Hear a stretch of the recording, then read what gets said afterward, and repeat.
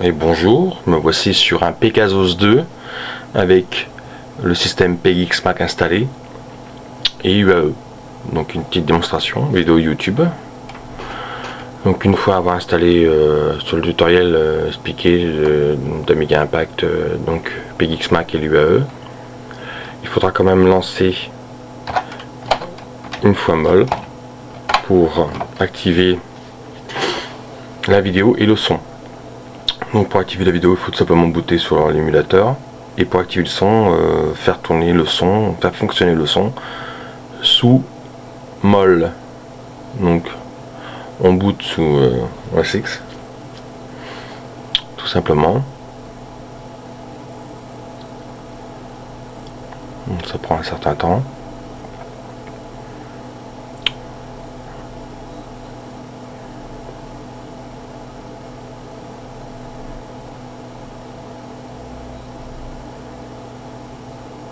Voilà le dock. Donc je vais dans les préférences du système et je fais sortir un peu de son de l'émulateur, comme toucher la barre. Voilà, une fois ça c'est fait, on éteint l'émulateur.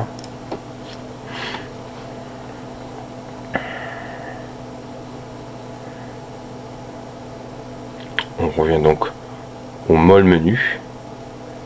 Une fois arrivé au molle menu, deux fois sur la touche escape et on tape UAE espace F pour le fichier de configuration, le chemin home, la session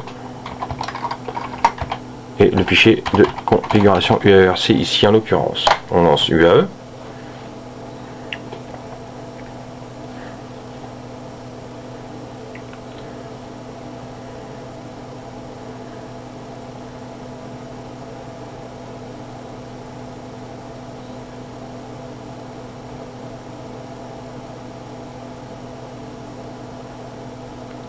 Petit pad de boot.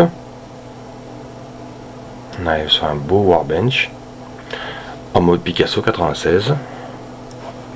Donc on va faire plusieurs tests, test sonore. Donc là le test mode vidéo, voilà. Donc on peut faire voir les modes vidéo,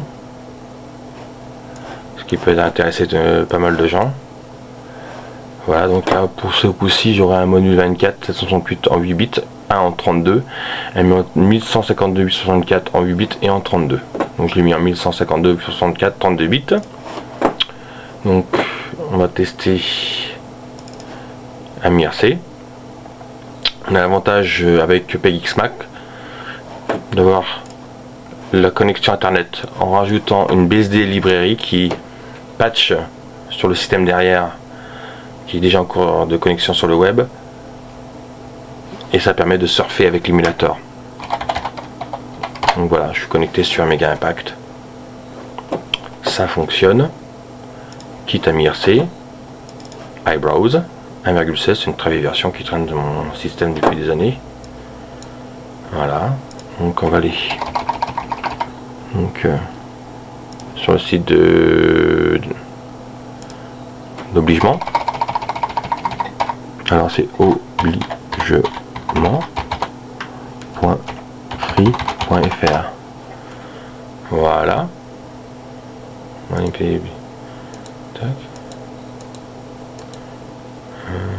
Voilà. Et ici le petit tutoriel de Get Vidéo avec OVB 1.3, en partie écrit par moi soin, mais surtout bien vu et corrigé par DAF. Voilà, donc ça marche, ça se lance assez vite. On quitte. Alors pour lancer les applications en AGA, je vais quand même retourner en mode PAL, parce qu'il y a quand même des jeux qui ne tiennent pas compte de la carte vidéo sur l'Amiga et qui se lancent sans quitter le mode vidéo. Donc on va l'appeler. Voilà, donc on repasse en PAL et là on peut lancer les jeux. Donc j'avais dit, j'ai peut-être marqué sur le fil, hein, un autre sur Mega Impact, que cet émulateur était très bien en mode Picasso et pour l'émulation nette. Par contre, tout ce qui est jeu, chipset AGA, c'est beaucoup moins bien. Alors j'ai envie de lancer, j'avais dit, soit un arcade pool ou un Alien Breed. On va lancer juste un Alien Breed, un arcade pool, pardon. Le même arcade pool, ça saccade. Par contre, en cours de jeu, c'est jouable, mais les phases intermédiaires, elles saccadent. Alors, vous allez voir. Tac. Alors, en théorie, je dois avoir le son aussi, donc c'est le test du son. Est-ce que ça fonctionne?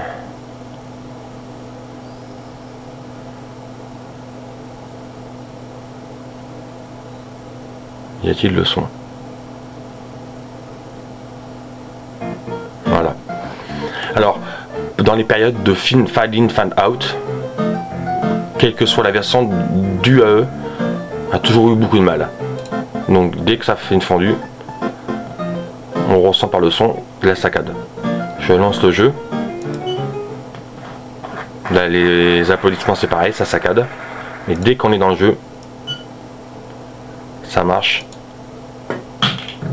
Je trouve que les billes ralentissent pas spécialement. Voilà.